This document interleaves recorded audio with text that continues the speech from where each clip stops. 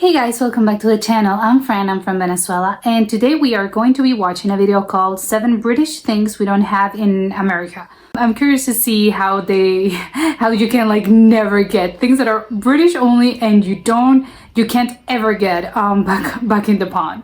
So let's check it out and comment, like, subscribe, and start. The flag of the United States of... Oh, how embarrassing. Sorry, just a bit of force of habit there. America, land of the free, home of the endless aisles in the grocery store. But despite sometimes feeling like they've got it all, there are many things that actually manage to elude most Americans. After moving to the UK 11 years ago, it took me some time to pick up on the lingo here. Sometimes it'd be something we already have a word for in American English that I'd have to learn, like, oh, when they say rocket, they don't mean a spaceship, they mean a plane. Arugula. But there exists a certain class of item that is so ubiquitous within the UK, and yet very much not a thing in the States. These are things that it took me a really long time to wrap my head around as an American, because, well, listen, everyone knows it here, they learn this stuff since childhood, and here I am, a grown adult, and it leaves me asking, what's a toilet brush? Well, this might blow your mind as a Brit. What do you mean you don't have toilet brushes in the States? I've seen what you eat. First off, rude. Secondly, true. But in America, we always have a plunger next to the toilet in case there's a clog. It's rare, but that's it. Toilets in America are much deeper and have much more water than British toilets do. Not only that, but from my experience, American toilets are just so much stronger than British ones. If you've ever been to America, I'm fairly certain you can attest to that. I found it odd that during a road trip in California I went on in 2022 with some British friends, my friend Luke comes out of the bathroom saying, "Why do you Americans fill your toilet bowls up with so much water? It's so full it wet my willy." Wow, I thought he was just trying to brag about the size of his peen, but no, it turns out this is a thing. Now, I'd say the idea of needing to brush away poo with a toilet brush is inevitably going to gross out a lot of Americans that have never heard of this before because, to be honest, it is pretty gross. But the most embarrassing thing about all of this is living with other British people, being a full-grown adult and having them go, "Why has no one ever taught you how to use a toilet brush before?" And you have to be like, "I didn't even know that's what that thing was in the corner. I didn't know what that was for. I thought maybe you use it like when you clean the bathroom, maybe every 2-3 weeks. Okay, I was scared. Of the house."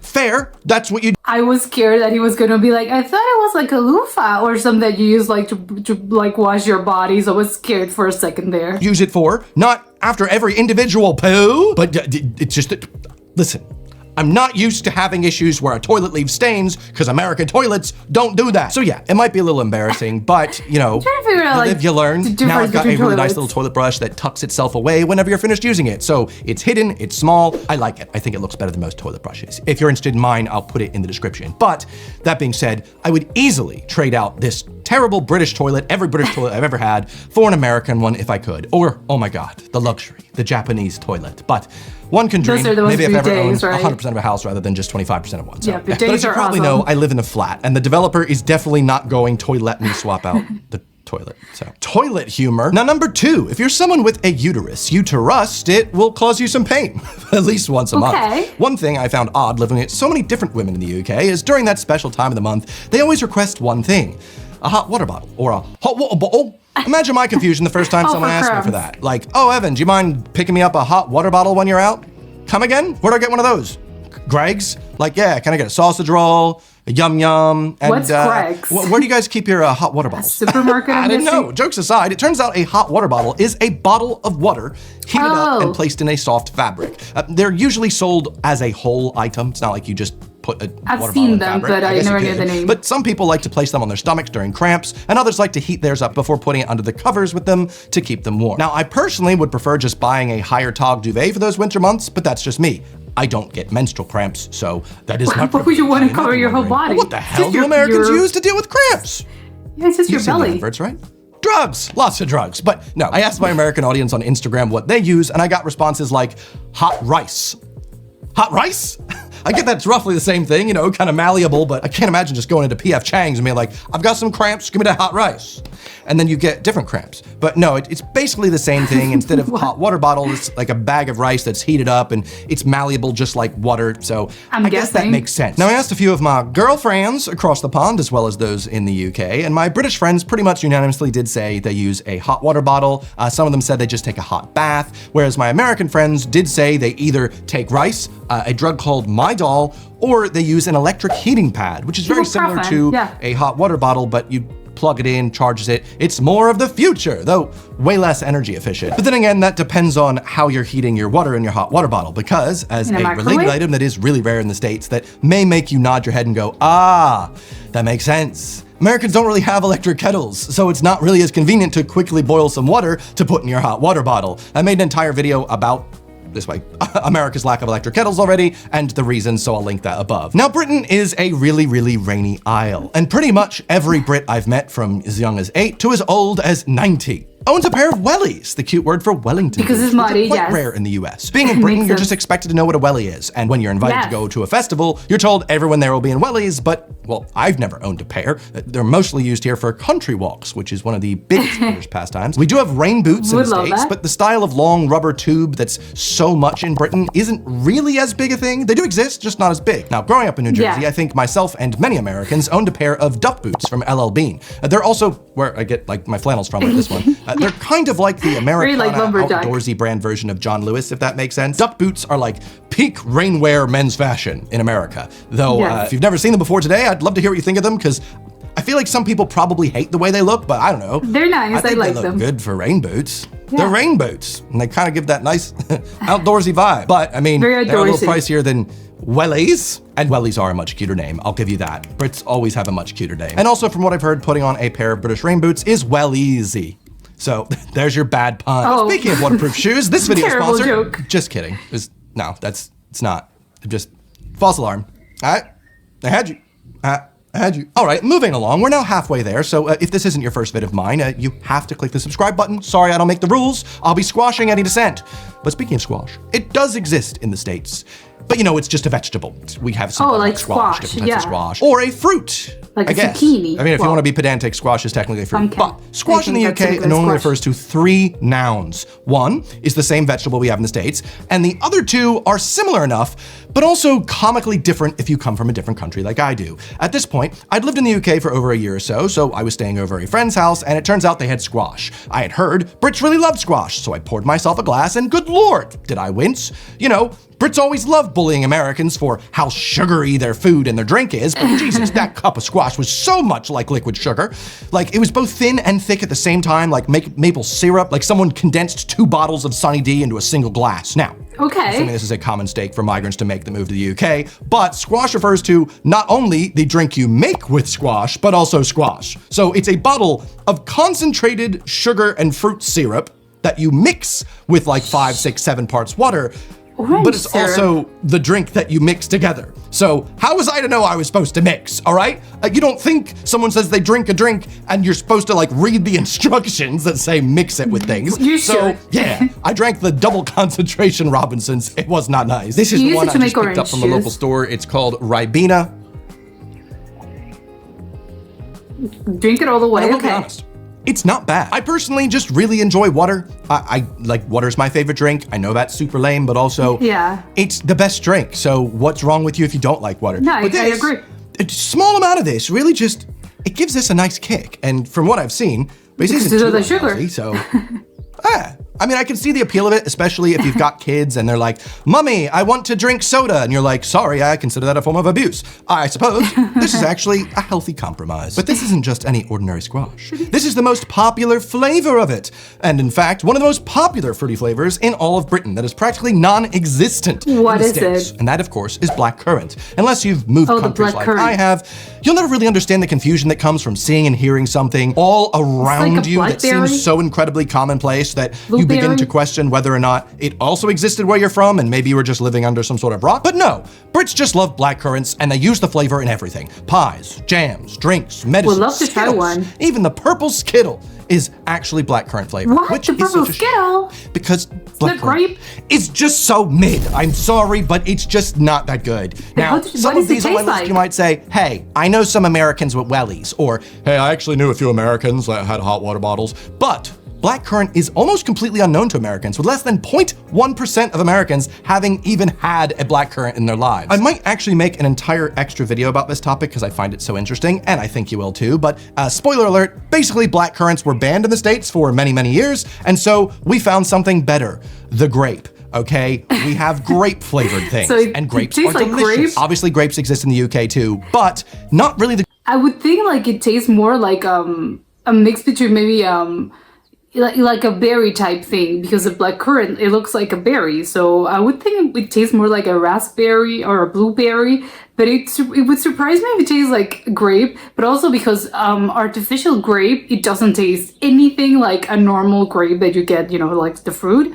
I think they don't taste similar in the least. So I'm very curious to see like what does it taste like. Is it similar to artificial grape, or like like a black currant, like a natural black currant that you just eat? Is that a thing, or did you usually like have to flavor things, or it's just like no, like you're walking around and like if you see a raspberry, like you can grab it and like have one? Is that a thing for black currants, or is this like no, that's not done? I'm so curious to find out that. grape flavor. You cannot find many grape-flavored things here, as it's been replaced with a worse fruit. Also, the grapes blackberry. like forbidden. If you never have had grape jelly before, you're missing out. Sadly, every UK Smuckers supermarket is I've ever been delicious. to, they got strawberry jam, they got raspberry jam, they don't have any grape jelly. I don't know why I said it like that, but I just miss grape jelly so much. It's just got a specific flavor that's so nice. Grape soda, grape jelly, the grape skittle. You guys don't know what you're missing out on, all right? Think about it like this. If you like wine, that's made out of grapes, right? You'd probably like grape flavors too, and you'd switch to being on Wine doesn't Team taste like Grape. grapes either. God, that was a It tastes bad like pun. wine. I just plugged them in where they don't fit. Now, speaking of switching and plugs, I'm really trying with these segues, guys. We all know that British electrical plugs are superior as a feat of engineering that prevents Yes, shocks. I agree. I couldn't tell you the amount of times that I was shocked as a child, physically shocked, by Yeah. unplugging or plugging in my Nintendo and whatnot. I still could, get plugged probably on a daily basis. At least 4 times, Shocked. but I remember each of those times because I'm in formative years and I learned very early on to be very afraid of outlets. It was genuinely They scary, drilled you as and a that's pretty much child. not a thing here due to how British plugs are designed. They're like butterscotch in that they're always grounded. When I told this story to my friend Luke, he looked at me like I had 3 heads and went, how is that supposed to be a shared experience? I've never been shocked. So kids What? here, they get to have safe outlets. Lucky you. But what you Yes. might not know is those Lucky for incredibly them. commonplace switches next to every single British outlet to allow you to cut off power specifically to that single Yes. appliance are practically I want non-existent. to. I want to like replace all my outlets with that, because I think it's so practical. You don't get shocked. It seems safer. They're prettier. They seem more efficient. Like if it were for me, I would replace every single outlet in the world for British outlets. US. Yeah, I know. Another reason to fear American electronics. Now, you might think having switches on outlets is a little bit extra, but No, there are it's 3 big perfect. perks to this. 1, it's nice to have another way to turn off an appliance. Extra ways Yes. to control your home is surely going to be a good idea, right? 2, a lot of appliances these days, even when you have them powered off, still use a small amount of energy. For instance, all the smart lights I have in my house, they're always listening, whether I tell them to turn off and whatnot. So cutting the power at the outlet, if that's what you're into, would save you a little bit of energy at least, especially during cold Your lights shouldn't be listening the to biggest you. reason they're mandatory in the UK is for how much safer they make plugging things in. In America, when you plug a plug-in to a powered-on outlet, as the pins get closer to where you're connecting to, you may have some electricity jumping out or Yes. arcing to connect to the pins, and other times you hear that terrifying crackle sound as things connect. I've definitely had more than one outlet in the States that ended up burned like this. Yes, But yes, if the normal. US kept their same plug style and everything else, but added only switches to the outlets, it would pretty much solve that problem. If the outlet is powered off when you It's plug true. in, there's no Yes. current to leap to your pins. Then you simply Much safer. turn on the power, boop, with the switch, and everything's nice and snug. No arcing. Isn't that nice? Now, luckily for us in the UK, that is never really needed for that safety precaution because there's already 2 other safety precautions in place, such as having the ground pin thingies, mandatory in yes. all British plugs and having it be a little longer, so when you are plugging it in, it's always grounded. Also, insulation perfect. on the upper half Yes. of the It's plug. just a There's so perfect many good perks to the design. British plug. This is one of those things where I'm just surprised that at least in the US, they don't just adopt one extra thing, like Yes, just for safety. I agree. Plus, in the event that something goes horribly wrong and maybe someone is getting shocked from their wire, well, all you have to do is flip the switch and they're fine.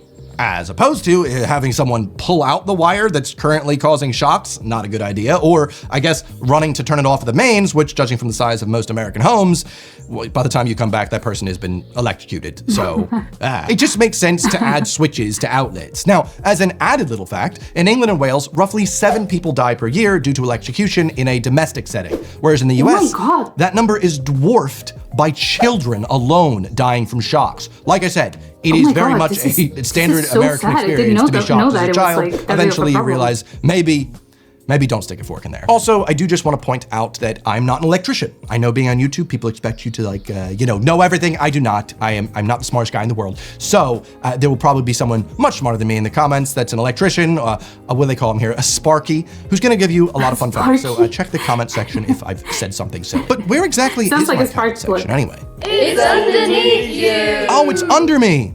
Thanks. Well, in America, that sort of crowd involvement where you break the fourth wall in a bit, it's not really something that is done ever except in like Dora the Explorer, like, hey, ¿dónde está Swiper? Cerca del lago.